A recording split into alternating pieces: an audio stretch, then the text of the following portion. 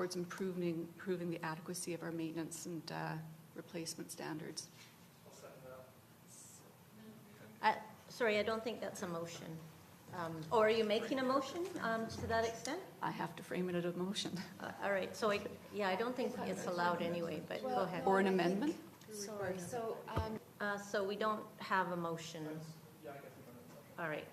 But I think staff understand the intent to review this in the Finance Committee. We've got 2 members of the Finance Committee as well to consider that for going forward for next year. I'm really concerned that the financial plan doesn't truly address the future with respect to asset maintenance. You know, I look at this $200 million asset hole, for lack of a better term, that is looming and that we're moving closer and closer, as well as the deferred DCCs, and all these things that sort of give me quite a bit of concern that with respect to a financial picture, we're not headed to a great place, are we?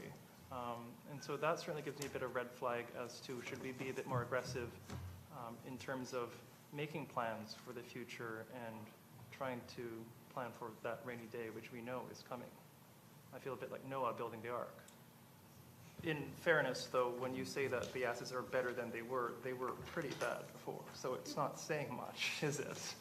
That this year we had the election and a lot of things sort of pushing up our deadlines with respect to setting the budget and coming up with a whole picture.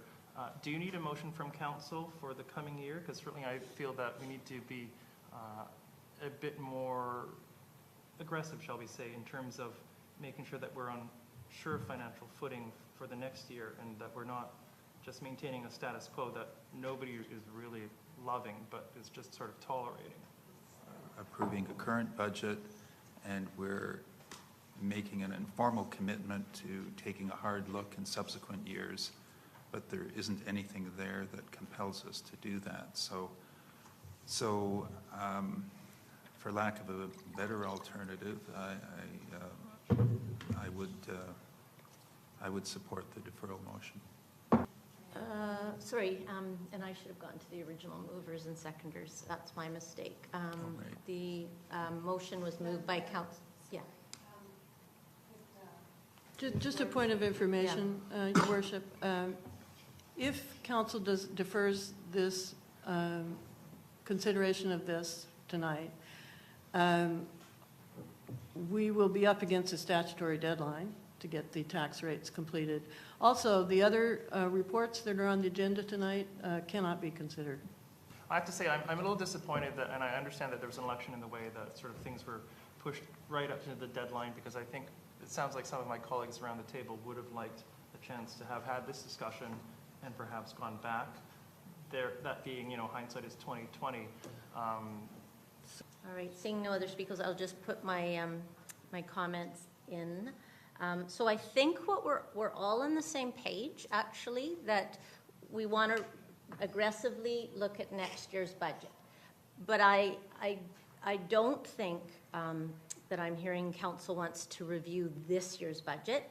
As Councillor Cameron rightly pointed out, we had a motion to raise the asset levy. Fair enough, it wasn't supported by any information, but council voted that down. So I think in the interests of, we are facing legislative deadlines.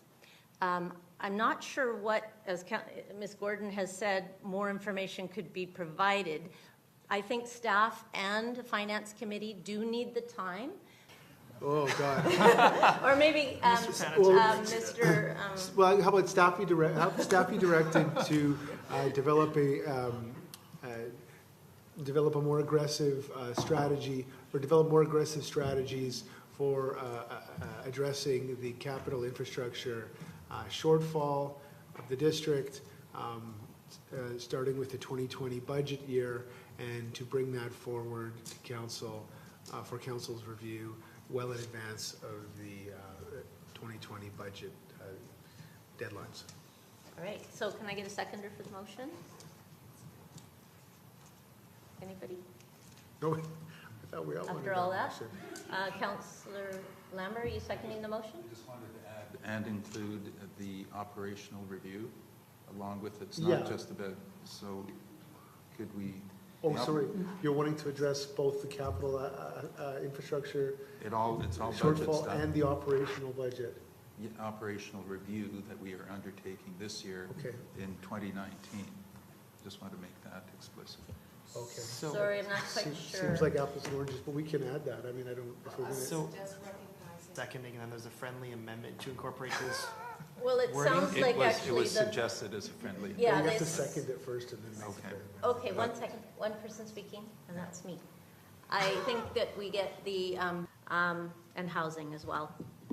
It's about 1,000 pages of reading to review, coming from 14 committees. So, obviously, you can't read 1,000 pages. You have to be skimming and trying to focus on what the really big issues are.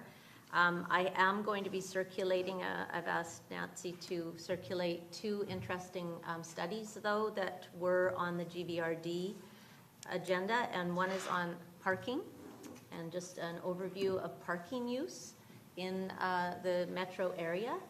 And they found actually in the study that underground parking is vastly underutilized. And even in condominium projects, and even more so in rental projects. And there's a direct correlation between a reduction in parking use and access to transit and walkability, which shouldn't be a surprise. So I thought that that might be of interest to staff and council. Thank you. We'll move to public questions and comments. And I'll get the list, and while we're getting this, I'll just remind the speakers to provide their name, whether they are a West Vancouver resident if they wish to do so, and each speaker has 3 minutes to present comments and questions to council. And just to, I'm just going to explain a difference in procedure that we're instituting. We've checked it in legislatively. Just for the audience, you don't need to state your address any longer, and it's optional whether you state whether you are a West Van resident or not. There is no legislative requirement, and we have had feedback that given